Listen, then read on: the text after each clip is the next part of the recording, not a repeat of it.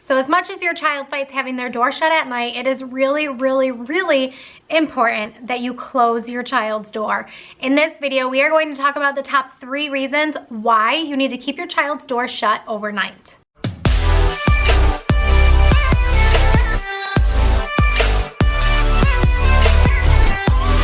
Hey guys, my name is Missy Yondo. I'm the owner of Slumber and Bloom. I'm your mom life bestie, pediatric sleep consultant, and potty training coach. If you love tips and tricks on sleep training, potty training, and all things motherhood, then subscribe to my channel and click the bell so you get notified every time I put out a new video. Now, let's jump into the top 3 reasons why you need to keep your child's door closed at night. And make sure you stay tuned through the end of the video because I am going to tell you all of my top tips on how to help your child adapt and accept the changes. I can tell you firsthand as a mom of 3, I know how hard it is to close your child's door at night, especially after they are over 2.5 years old and their imaginations start developing and they really are afraid of the dark and or monsters under their bed or something coming to get them when their door is shut at night. But I promise you there are very valid reasons on why you need to teach your child that they need to keep their doors closed overnight.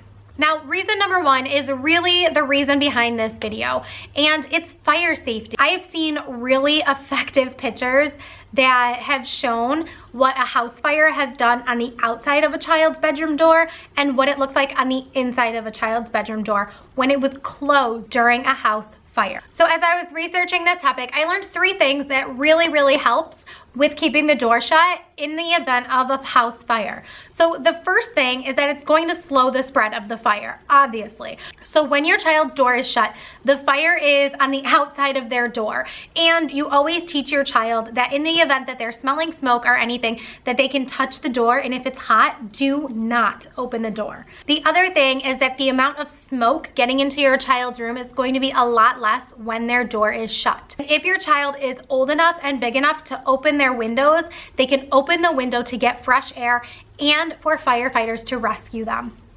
And then the third important thing about keeping the door shut is that having the door shut, the smoke decreased, and having a window open, it's going to increase the oxygen that your child is breathing in because they're not breathing in all that smoke. I know that it's a huge deal to your child to have their door shut at night, but it is really important to teach them from the very start that they need to keep it shut for safety reasons.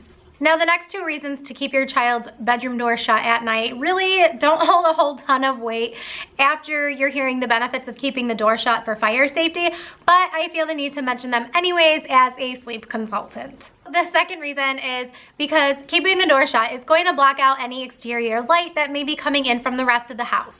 Additionally, it's also going to dampen some sounds that your child may be hearing if you have to walk past your child's room to get to the bathroom, or even if you have squeaky stairs. If you close your child's door, it will really dampen those sounds.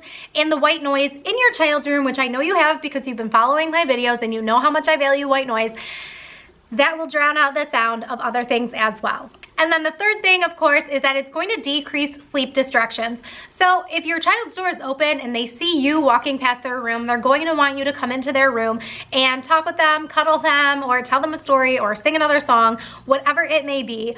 But if you keep the door shut, then your child doesn't know that you might be walking by, and they will be less distracted, less stimulated, and more apt to get the sleep that they need. Now, as promised, I want to share 3 strategies to help your child get used to sleeping with their door shut. Now, depending on your child's age, the first one may or may not be appropriate for your child, but the first thing that I would recommend doing if your child is old enough to have these conversations, so I'm thinking probably around 4, 5, 6 years old, I think it would be very valuable to show your child pictures of what fire damage can do to your child's bedroom, and also the value of having the door shut for them and letting them know that fires can kill people and keeping their door shut can really save their life. And this is also a really good time to teach them about general fire safety, teaching them about stop, drop, and roll, teaching them about firefighters being helpful, and that even if they're wearing all of their face gear and their mask and all of like the oxygen things that like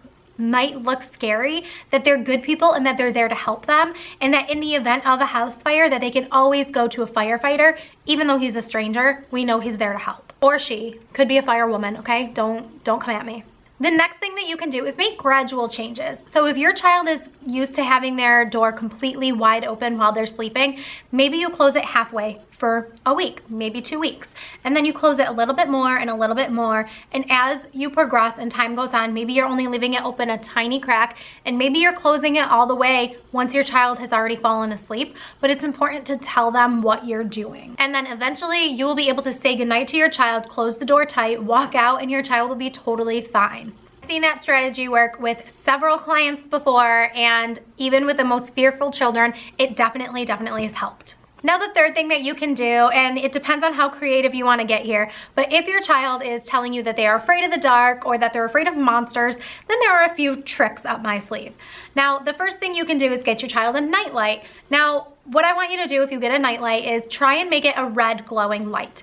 So red is not going to stimulate their brain and wake them up if they happen to wake up in the middle of the night during a sleep cycle transition. The next thing that you could do that I also recommend having a red bulb is having a flashlight near your child's bed. If you feel like your child can just turn it on for a second, you know, kind of pan the room and then turn it back off, then I would definitely say you could do this.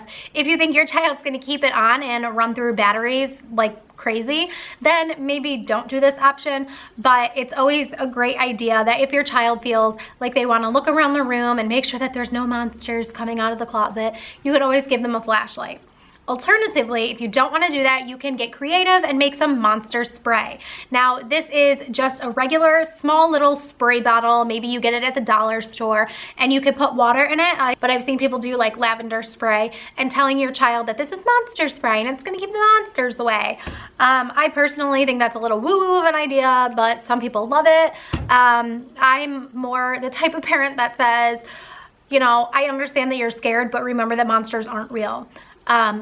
Always validating your child's feelings. It's going to be very important. Don't make your child feel unheard or unseen, but let them know that monsters aren't real and they're not going to come get you. Nothing is going to come get you, and mommy and daddy are here to protect you and make sure that everything is okay.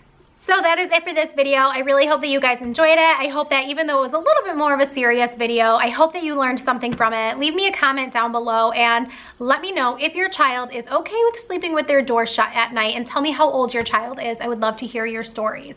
If your child is struggling with sleep, then let's hop on a phone call. I always do a free 15-minute introductory call. Let me see how I can help you, and we'll get your child sleeping through the night. While you're waiting for my next video, check out these videos over here and keep blooming. Mwah.